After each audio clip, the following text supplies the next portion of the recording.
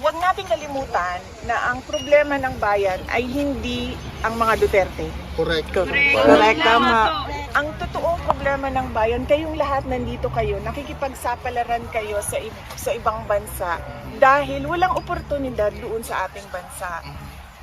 Patuloy ang kahirapan, patuloy ang kagutuman, patuloy na walang nangyayaring kaunlaran.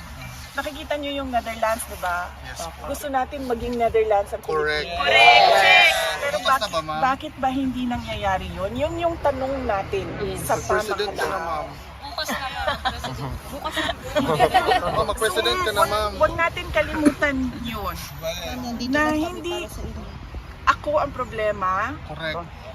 Dahil Kita po namin lahat. dahil bakit nga ba ako nagiging problema? Dahil Ganda. Ganda. Basta mga Bisaya, ma. Saan sila, VP? basta mga Bisaya.